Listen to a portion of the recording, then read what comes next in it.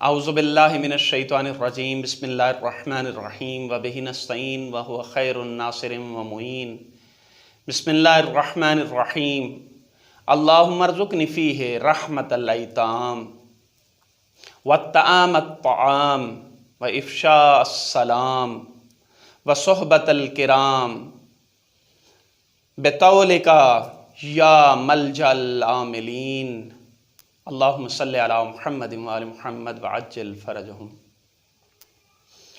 سامعین محترم، خداوند متعال کے لطف و کرم کے ساتھ آج 8ویں دن کی دعا کی شرح کے ساتھ آپ کی خدمت میں حاضر ہیں۔ دعا کو شروع کرنے سے پہلے ہم اس دعا کا ثواب آپ کی خدمت میں گوش گزار کرنا چاہتے ہیں۔ فرمان معصوم ہے کہ جو شخص بھی اس دعا کو پڑھے گا اللہ روز قیامت اسے 1000 صدیق کے ساتھ بلند کرے گا۔ اس دعا کے ساتھ کہ خداوند متعال ہمیں آخرت میں صدیقین کے ساتھ شمار فرمائے، ہم دعا کی شرح کی طرف بڑھتے ہیں۔ دعا کا پہلا جملہ اللہم ارزقنی فیہ رحمت الایتام، خدایا آج کے دن مجھے یتیموں پر رحم کرنے کی توفیق عنایت فرما۔ خدایا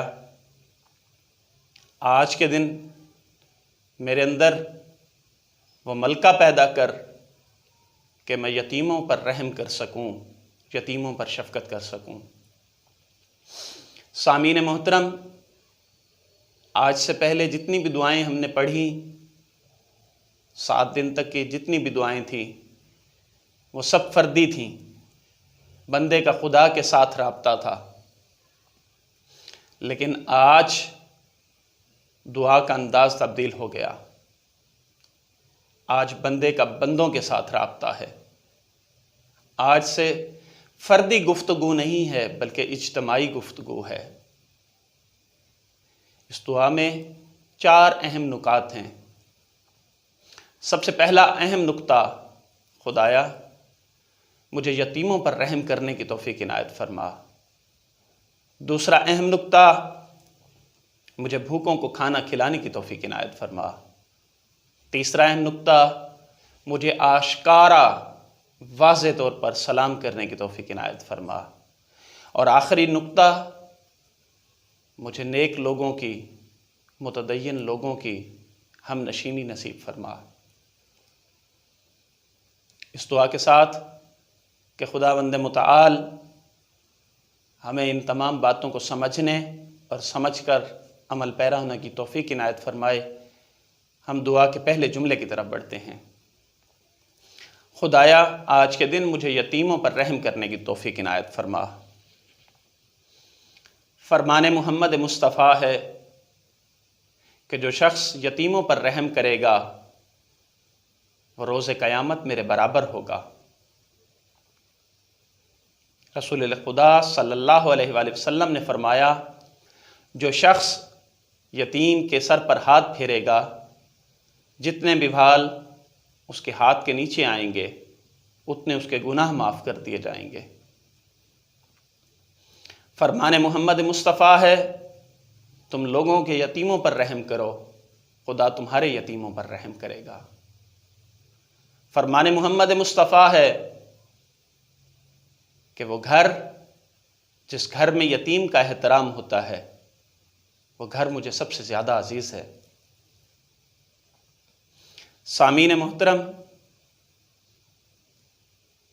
ہمارے معاشرے میں اس امر کی ضرورت ہے کہ ہم بھی یتیموں پر شفقت کریں، یتیموں کا احترام کریں، یتیموں کے ساتھ محبت کریں، جس طرح اپنے بچوں کے ساتھ پیار کرتے ہیں۔ جن بچوں کے باپ نہیں ان کے ساتھ بھی ویسے ہی پیار کریں۔ ایک عورت کا شوہر فوت ہو گیا، اس نے سوچا میں اپنے شوہر کے لیے کوئی کار خیر انجام دوں۔ اس نے کھانا بنایا اور اپنے یتیم بیٹے سے کہا جا کر فقیروں میں تقسیم کرا۔ بچہ گیا اور جا کر یتیم اور فقیروں میں تقسیم کر کے آ گیا۔ ہفتے کا پھر وہی روز آیا کہ جس روز جمعرات تھی۔ مرحوم کی بیوہ نے کھانا بنایا اور بچے کو دیا، کہا جا کر فقیروں میں تقسیم کر کے آ۔ بچہ گیا اور تقسیم کر کے آ گیا۔ جب تیسری جمعرات آئی تو اس بیوہ نے پھر کھانا بنایا، لیکن اب کی مرتبہ بچے کو بھوک لگی تھی۔ بچے نے وہ کھانا فقیر کو دینے کی بجائے خود کھا لیا۔ رات ہو گئی، گھر آ کر سو گیا۔ رات کو بیوہ کے خواب میں اس کا مرحوم شوہر آیا، کہا آج پہلی مرتبہ تمہاری طرف سے کھانا مجھے ملا ہے۔ عورت رات میں تڑپ کر اٹھ بیٹھی، بیٹے کو اٹھایا اور پوچھا، بیٹا کس فقیر کو کھانا دیا تھا؟ کس مسکین کو کھانا دیا تھا؟ کس یتیم کو کھانا دیا تھا؟ کہا ماں، جب میں جا رہا تھا تو مجھے بھوک لگی تھی، وہ کھانا میں نے خود کھا لیا۔ وہ کھانا میں نے خود کھایا، جس کی وجہ سے وہ کھانا اس کے باپ تک پہنچا۔ جب کوئی گھر میں بھوکا ہے تو کھانا باہر دینے کی ضرورت نہیں۔ جب کوئی عزیز و اقربا میں بھوکا ہے تو کھانا باہر دینے کی ضرورت نہیں۔ جب کوئی محلے داروں میں بھوکا ہے تو کھانا محلے سے باہر دینے کی ضرورت نہیں۔ اور جب کوئی شہر میں بھوکا ہے تو کھانا شہر سے باہر دینے کی ضرورت نہیں۔ سب سے پہلے اپنے عزیز و اقربا، اپنے ہمسایوں، اپنے محلے داروں کا حق ہے۔ امام حسن علیہ السلام ایک مرتبہ ایک جگہ سے گزر رہے تھے۔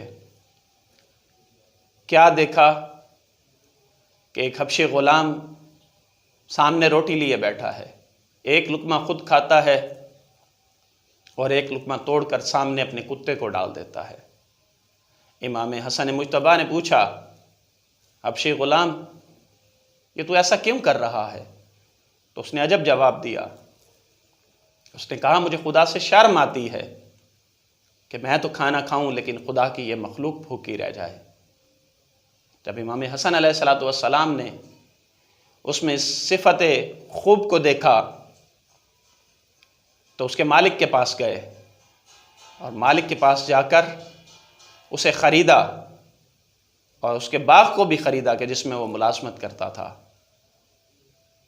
پھر اس کو راہ خدا میں آزاد کر دیا اور اس باغ کا اسے مالک بنا دیا۔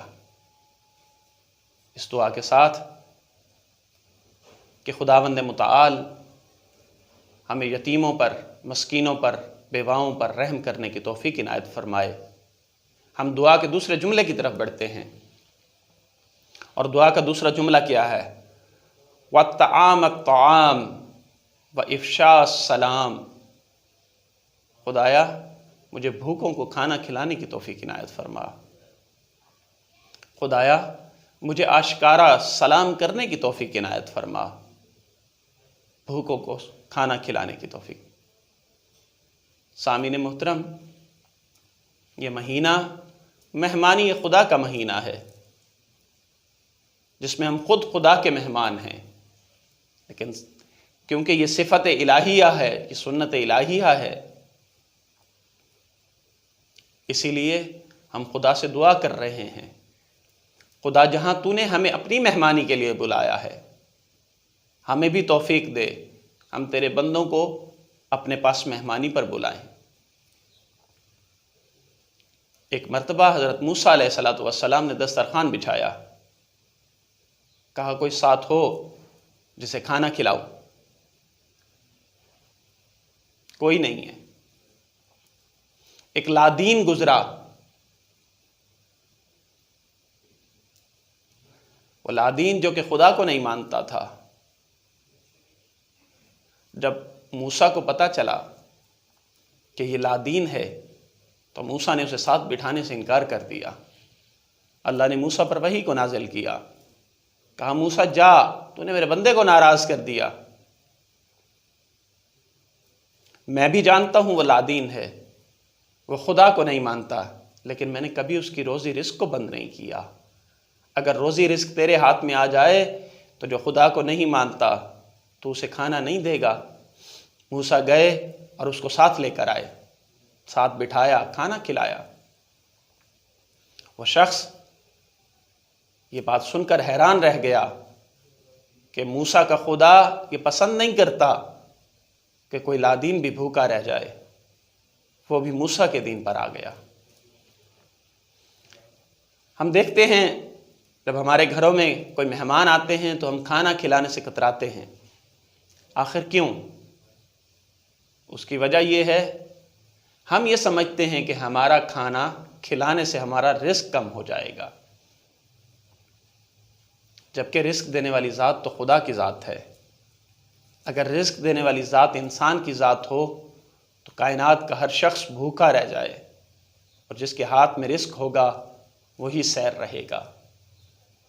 اس دعا کے ساتھ کہ خداوند متعال ہمیں بھوکوں کو کھانا کھلانے کی توفیق عنایت فرمائے، ہم دعا کے اگلے حصے میں بڑھتے ہیں۔ وہ کیا ہے؟ وَإِفْشَاءِ السَّلَامِ، خدایا مجھے آشکارا واضح سلام کرنے کی توفیق عنایت فرما۔ ہم دیکھتے ہیں معاشرے میں کبھی سلام کی بجائے آداب کہا جاتا ہے، کبھی گڈ مارننگ کہا جاتا ہے، کبھی گڈ آفٹر نون کہا جاتا ہے، کبھی موبائل فون یا ٹیلی فون پر ہیلو ہائے کہا جاتا ہے، جبکہ اسلام ہمیں کہہ رہا ہے تم سلام کرو، اور کوئی بھی چیز سلام کا نعم البدل نہیں ہو سکتی۔ سلام کا اگر معنی دیکھا جائے تو خداوند متعال تجھ پر ظاہر اور باطن سلامتی نصیب فرمائے۔ تجھے خداوند متعال ظاہر اور باطن ہر چیز سے، ہر آفت سے، ہر مصیبت سے، ہر بلا سے امان نصیب فرمائے۔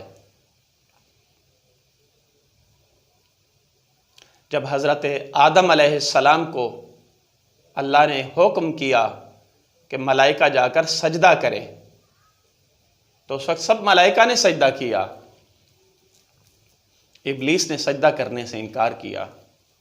جب سب ملائکہ سجدہ ریز ہو گئے تو اس وقت اللہ نے آدم سے کہا، آدم جا اور جا کر ملائکہ کو سلام کر اور کہے السلام علیکم ورحمۃ اللہ وبرکاتہ۔ آدم گئے اور جا کر ملائکہ سے کہا السلام علیکم ورحمۃ اللہ وبرکاتہ۔ جواباً تمام ملائکہ نے کہا وعلیک السلام ورحمۃ اللہ وبرکاتہ۔ جب آدم سلام کر کے جواب لے کر بارگاہ خداوندی میں پلٹے تو اس وقت آواز قدرت آئی، آدم یہ تیرے لیے اور تیری ذریت کے لیے قیامت تک مجھ اللہ کی طرف سے تحفہ ہے، جس تحفے کو ابو البشر حضرت آدم علیہ السلام کو اللہ کی طرف سے تحفہ ملے، اور اتنا نہیں کہا تیری ذریت میں قیامت تک یہ تحفہ ہے۔ تو ہم تھوڑا ماڈرنائزڈ ہونے کی کوشش کرتے ہیں، کبھی ہیلو کہتے ہیں، کبھی ہائے کہتے ہیں، کبھی کیا کہتے ہیں اور کبھی کیا کہتے ہیں۔ عزیزان محترم، یہ سب چیزیں اپنی جگہ پر، لیکن کوئی بھی چیز سلام کا نعم البدل نہیں ہو سکتی۔ آئیے اس دعا کے ساتھ کہ ہم اپنے معاشرے میں سلام کے رواج کو عام کریں گے تاکہ ہم بھی دوسروں پر سلامتی بھیجیں اور دوسرے بھی ہمیں سلامتی میں شامل رکھیں۔ اس دعا کے ساتھ ہم بڑھتے ہیں دعا کے آخری جملے کی طرف۔ وصحبت الکرام،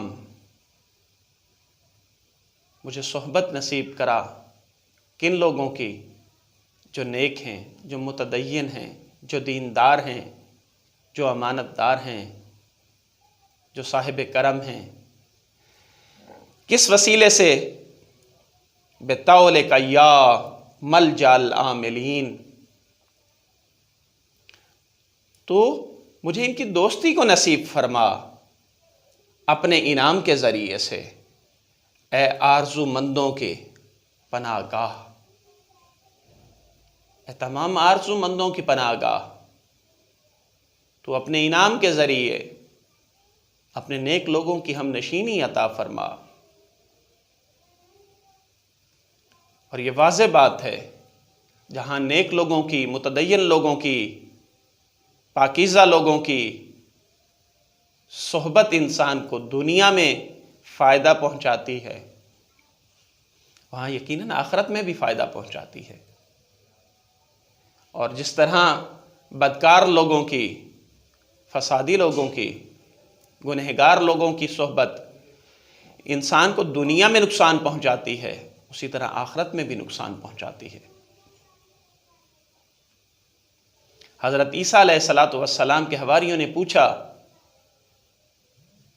اے عیسیٰ نبی، ہمیں بتائیے ہم کن لوگوں کی صحبت کو اختیار کریں؟ تو عیسیٰ نبی نے کہا، ایسے لوگوں کی صحبت کو اختیار کرو کہ جو تمہیں خدا کی طرف متوجہ کریں، جن کو دیکھ کر تمہیں خدا یاد آئے، جن کی وجہ سے تمہارے اعمال اچھے ہو جائیں۔ یہ وہ صحبت ہے کہ جو بہت اثر انداز ہوتی ہے۔